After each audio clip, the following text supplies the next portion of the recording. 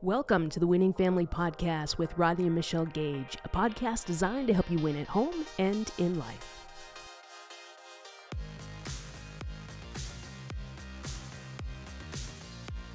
Welcome to the Winning Family Podcast with Rodney and Michelle Gage. This is a podcast designed to help you win at home and life. I'm your host, Dr. Linda Travelute, and today we are going to do a podcast episode around Rodney's new book, Why Your Kids Do What They Do, Responding to the Driving Forces Behind Your Teen's Behavior. I know that sounds good to you, so for a limited time only, you can get your hands on a free copy of the workbook that goes with this incredible new edition of Why Your Kids Do What They Do. And you can do that by going to thewinningfamily.com, or I'm going to give you a phone number. You're going to want to write it down really quick. You can text the word KIDS, K-I-D-S, to the number 1-833-213-8967. And listen, over the next few episodes, you're going to want to tune in because we're going to unpack some of the insights and principles from this newly revised and expanded edition of Rodney's new book. And it is incredible. I read a piece of it last night, and I'm telling you, it is good. I wish I had read it when I was a younger person, younger mom, as my kids are older now and grown and one married. But we're going to talk about the 6 ways to monitor the emotional gauges of your teenager. And we're not going to give all the content away, right? Because we do want you to go get the book. Again, go to thewinningfamily.com. But you're going to give some nice bite-sized nuggets today, right? You guys good? Yes. How's it going? Yeah, Great. Good? Yes. Good to see both of you. Thank Well. you. Yes. You too. We're so thankful for you. My Linda, pleasure to Dr. be here. Linda. Hostess with the Amazing. mostest. That's right. Well, yes, we are excited to unpack some of this. I think, just to give the listeners and those who are maybe watching a better context or understanding of kind of the 3 sections of the book, we're really kind of spending more time on the front side of the book, more so than the middle or even back side of the book. Because the way we really formatted this was we really wanted the first section of the book to be focused around really just understanding our kids. You know, it's answering that why question of why they think the way they think, feel the way they feel, do what they do. But just understanding the ins and outs, the dynamics of everything that happens during those teenage adolescent years. But then I think when we have a better understanding of taking the focus off of ourselves and putting it on our kids first, then we can look at ourselves in the mirror, which is part 2 of the book, where now the conversation is really revolving around you as a parent. And so it really unpacks a lot of things related to yourself. And to be honest with you, it's going to challenge you to maybe go back and revisit some dark moments in your own life or some areas of your past, because you'll soon discover that there's a lot of things that you are currently doing when it comes to how you relate or maybe how you don't relate to your kids based on what you either experienced or what you didn't experience growing up as a kid. So all of that plays into how we relate to our kids, how we raise our children, our expectations we have. And then the 3rd section of the book, we bring the 2 worlds together. That's good. So now that you learn a lot about your kids, you learn a lot about yourself, now we can bring it all onto the table to have really a more balanced, what I believe to be a life-giving, true biblical perspective on how we can set our kids up for success, how we can really find great joy and blessing in the process of raising our children, but at the same time, see how all of this helps us to grow and become a healthy, strong, vibrant family that God has ultimately intended.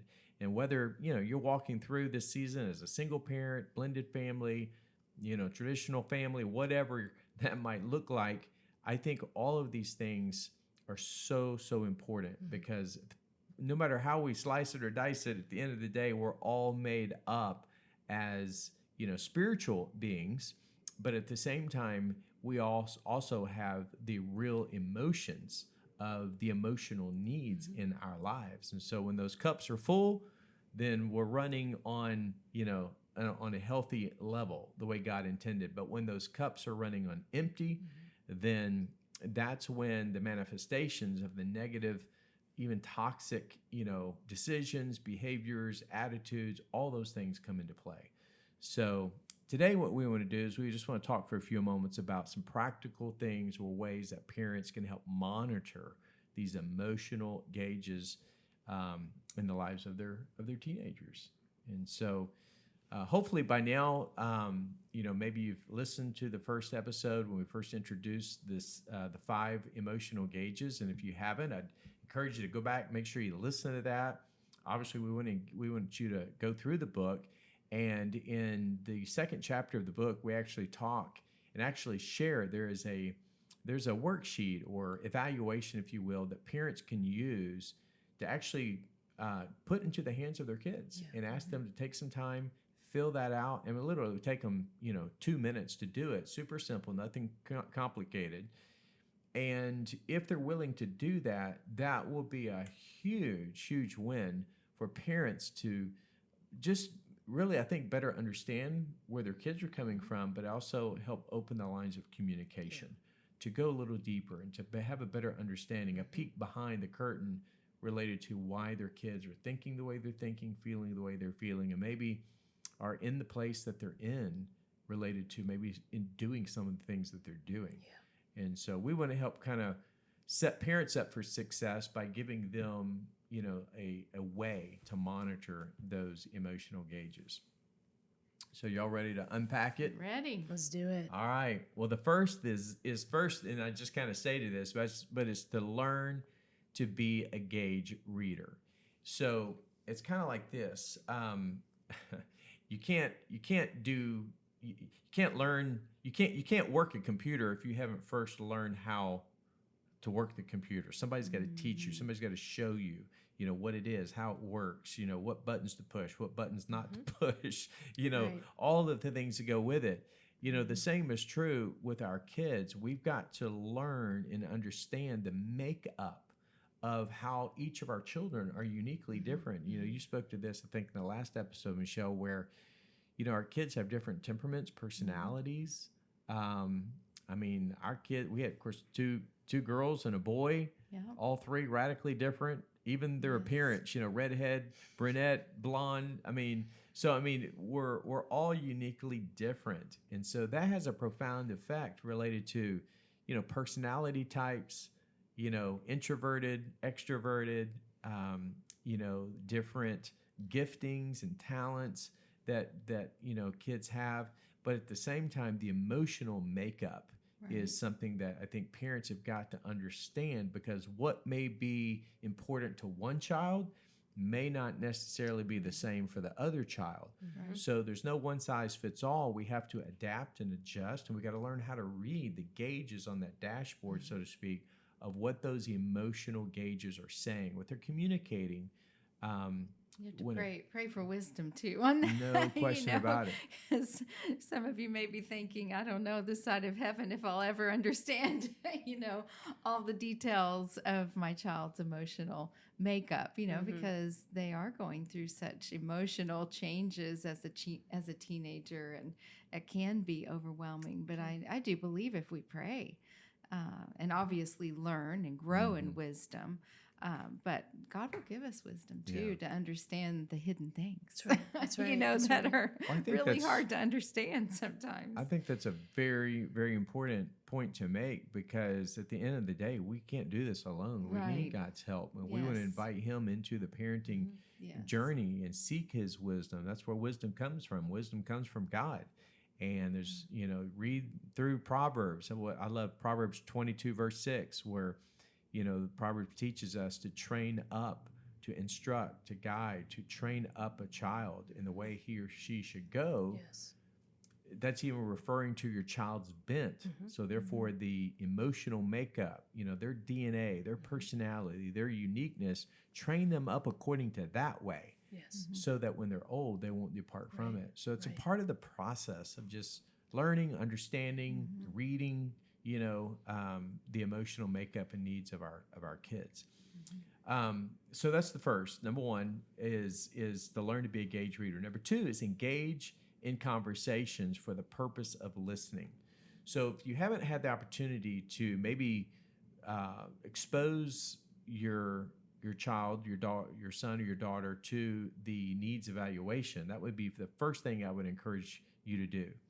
and whatever feedback they give you, then that opens the door for you to engage in that conversation where you're actually asking questions to help you better understand as a parent where they're coming from based on their responses to that evaluation. And even if they don't want to participate and take the time to do the evaluation, and how you can preface it, how you can kind of open that door, because I know it's going to seem weird and awkward, not just to you, but probably even more so to your teenager. They're going to like, what evaluation? What the heck? You some shrink? What are you trying to, what's the problem here? So they're going to probably give you a little pushback on why you're even wanting to know all this information. But I think you can offset that by saying, you know what, as your mom, as your dad, because I love you, and then because I've never been the parent of a teenager before, right? Or I've never been the parent of a son, or I've never been the parent of a daughter, a teenage son or teenage daughter. I just want to be the best mom. I want to be the best dad I can be. Yes. And there's no way in the world that I could be the best mom or dad I can be if you don't help me become that. Right. And so I need you to help me so that I can be a better mom and dad to help you. Yes. And I think that in and of itself will soften their heart, will help them maybe to be a little bit more open and receptive to, participating. But even if they say, no, I'm not doing that, that's crazy, that's stupid, whatever. Okay, fine. Don't force it upon them, but just again, engage in conversation by just asking some open-ended questions where you can pull out of them,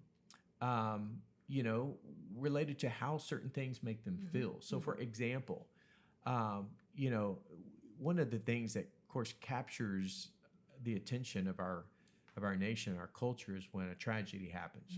It happened not too long ago. I remember the shooting there in Nashville, and it just shook our nation to the core. Same is true years ago, and Uvalde, Texas, and the list goes on and on of all these horrific school shootings and violence that occurs. So taking advantage, leveraging real-time situations like that, and asking your kids questions to where you're asking them, when you heard about that, when you saw that, how did that make you feel? Yeah. What were your friends saying? What were they feeling through all of that? And why do you think they were thinking that way? Why do you think they were feeling that way? And so you're beginning to probe and asking questions it's like peeling back the layers on an onion. You're trying to get down to the core issues, because that's really how you're going to learn and understand really more of the true authentic needs that are being felt and expressed, by our kids. So, and we are asking those questions not to correct, not to judge or condemn or whatever. It's for the sheer purpose of just listening and trying to understand. Still saying, to seek to understand before being understood. And it's just entering into the world to hear and to feel what it is that they are experiencing. The Bible talks about that we should teach our children along the way. So in the car ride, at dinner, or on the way to a practice, or in carpool, or whatever along the way. So when you're talking about this, I'm also thinking that it doesn't have to be, let's sit down at the table right now and we're going to work through these questions, or I'm going to engage in an intentional conversation with you right now. So stop everything you're doing. No, it's along the way. So always be prepared, to have a question ready.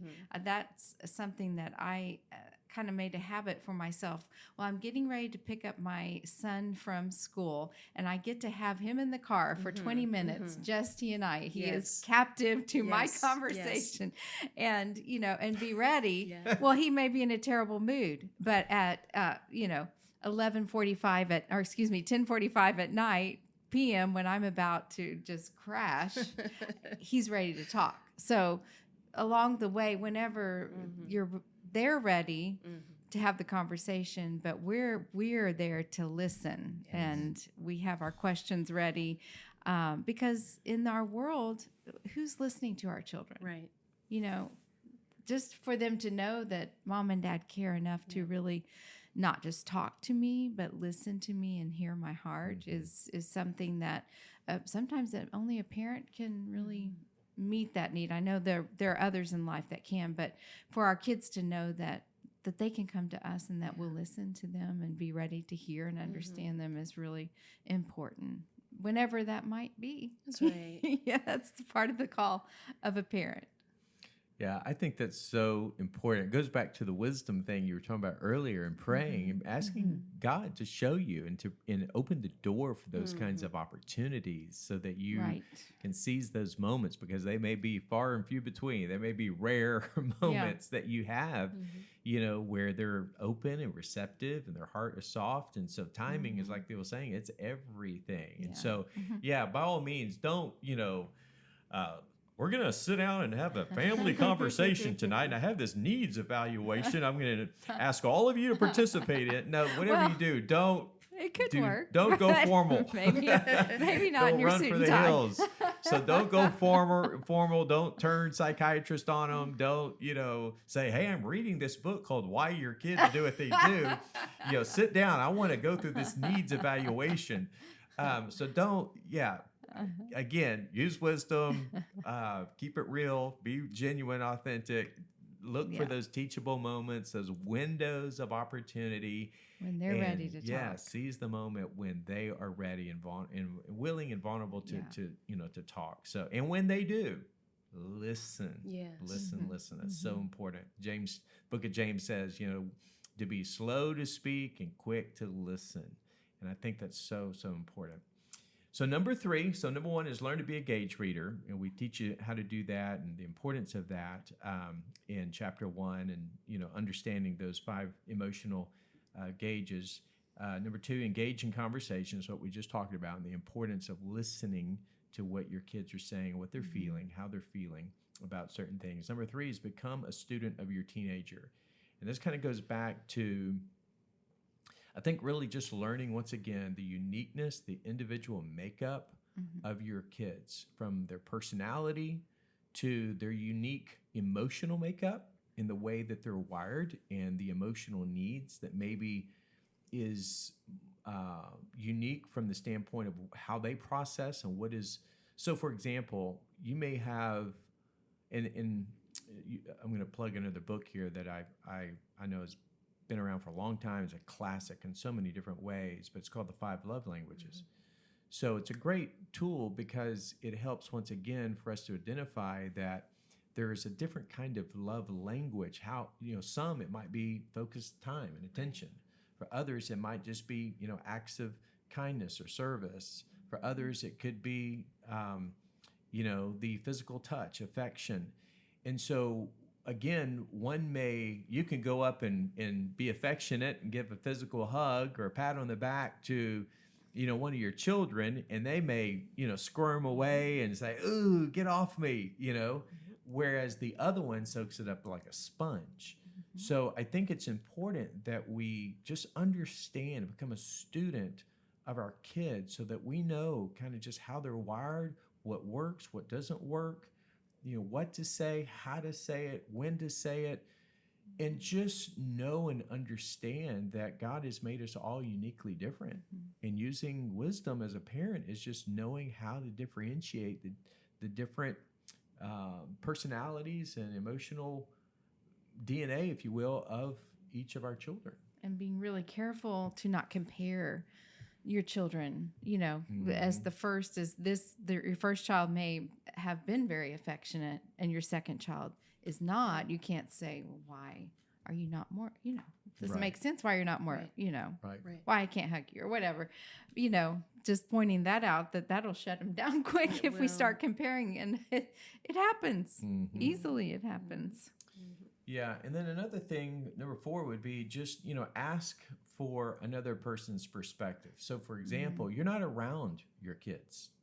In fact, when you look at the overall work week and the average, time that's, that we're apart from each other, especially during school. You know, mom and dad, we're at work, you know, kids are at school, and then they got extracurricular activities, different things going on. So sometimes it might be like two ships passing in the night. And so therefore you're just not physically around each other as much as maybe you would like to be. But there are other people who have the privilege and the opportunity to be around your son or daughter. And it could be a coach, it could be a teacher, you know, it could be, you know, maybe one of your friends' parents or somebody who, you know, is around them through whatever social networks.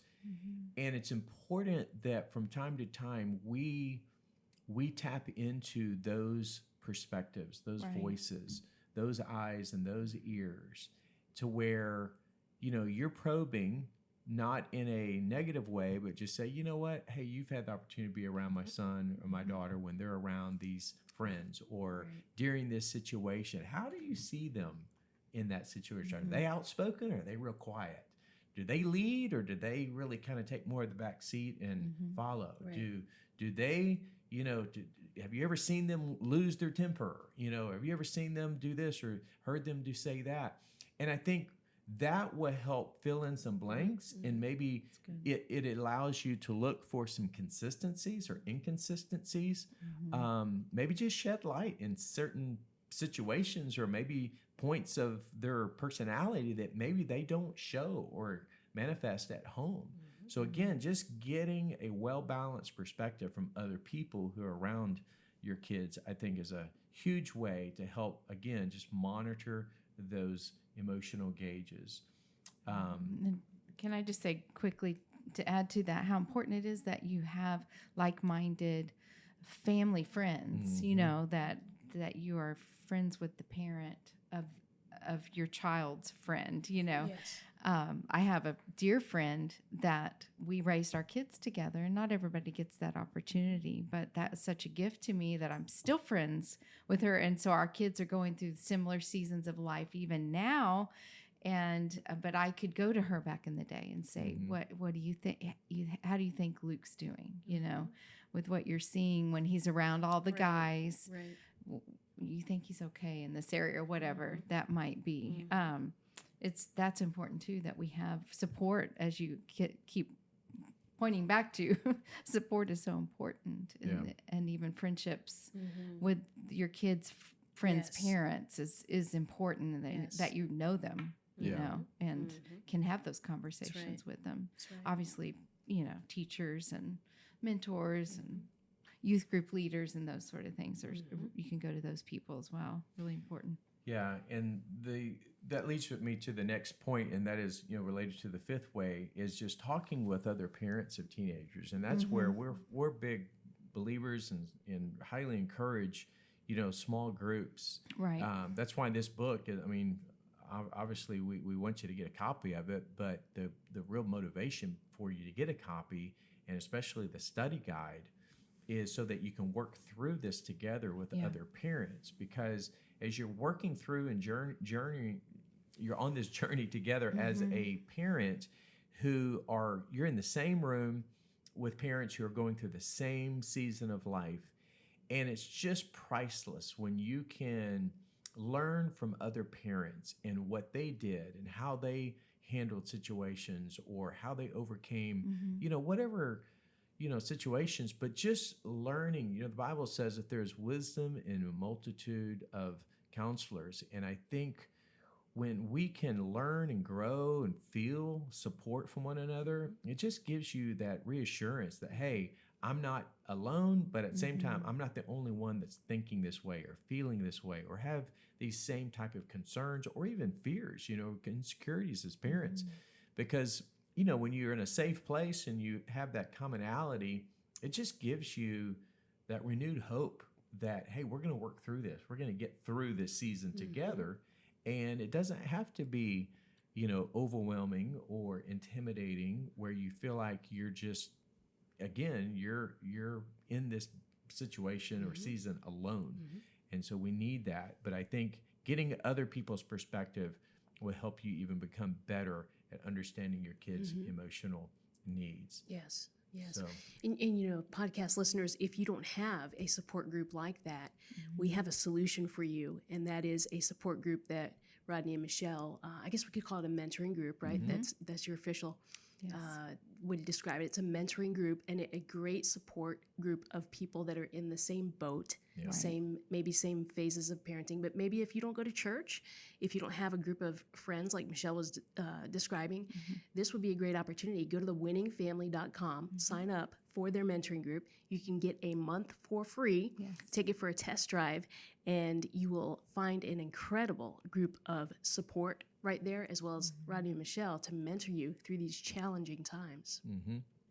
yeah, because we love that because it's a live Q&A, and so it's an opportunity where they can ask questions, and it's just real time Q&A and conversation. And so yeah, so that again, all of these tools and resources are designed for that very reason. And that's just to give help, support, encouragement, how-tos, hope for parents that are walking through this.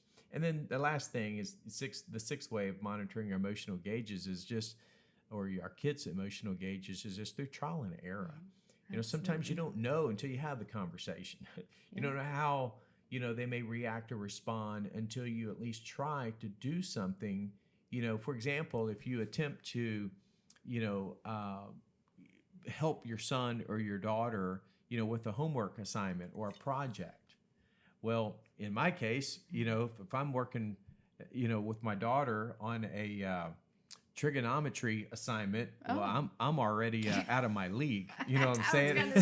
So we're like, okay, I'm here to be your cheerleader, but I don't know what I'm talking about here. So, but at the same time, that attempt may fail. It may fall flat on its face. But at the same time, it may be your attempt to help might be more in the form of encouragement. It might be, hey, let's go, whatever their favorite, restaurant is or snack or ice cream or whatever, let's go do that. Maybe that focused time and you having the opportunity to speak words of life and encouragement into them. Maybe that's a more effective, advantageous way of meeting that need and filling their tank than you trying to fake it till you make it on the trigonometry assignment. Oh my gosh. So, anyway.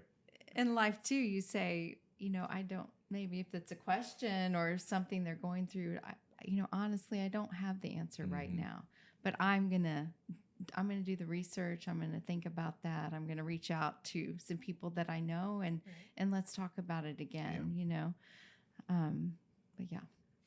Especially trigonometry. I can't even say it. I don't know if our kids even had that.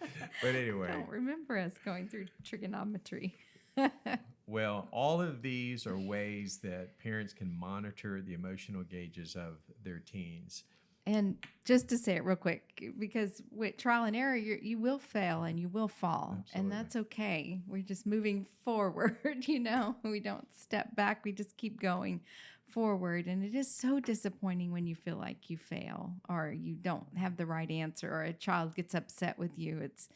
It's so hard on a parent's heart, It is. But be encouraged. You are going to make it. You're going to cross the finish line. You're going to do this. And we're all in it together. And that's why we're here for each other, just to add value to each other. And the mentoring program is so great to be able to hear from us and other parents, what they're going through as well. And you're not alone and you're going to make it. That's right. Absolutely. Well, we are here to help you have a winning family. So we want to remind you that you can grab a copy of Why Your Kids Do What They Do. That's the revised and updated edition of Rodney's book. You can get that at any major bookseller such as Amazon or Barnes & Noble. Or you can go to thewinningfamily.com, snatch a copy there. And if you buy a copy of that book, you also have the opportunity to get your hands on a digital copy for free. They're giving this to you as a gift, the workbook that accompanies this physical book, Why Kids Do What They Do. And that'll help you as you work through the principles in this book. I highly recommend that. Even start a Bible study with your friends. What a cool way to discuss these topics and be there for one another. You can do that by going to thewinningfamily.com or text the word KIDS, KIDS, to the number 1 833-213-8967. So again, we are so appreciative that you spent some time with us today. And hey, if you want to be sure you do not miss an episode, subscribe. Yes. Hit that button. It's a little plus button if you're on Apple or wherever you find your podcasts. Subscribe so that you get it downloaded immediately so you don't miss it, because over the next few episodes, Rodney and Michelle are going to continue to give you little bite-sized pieces of this book, Why Your Kids Do What They Do, and it will impact you and your family in a big way. So thanks for joining us. We'll see you next time. Thanks again for joining us on the Winning Family Podcast. Be sure to follow us on Instagram and Facebook at The Winning Family. Also, we would love to hear what's on your heart and mind as parents. Send us any questions you would like Rodney and Michelle to answer in the future episodes by sending your questions to the podcast at thewinningfamily.com. We look forward to hearing from you. For more helpful resources and content, be sure to go to thewinningfamily.com. Until next time, thanks again for joining us on this week's episode of the Winning Family Podcast.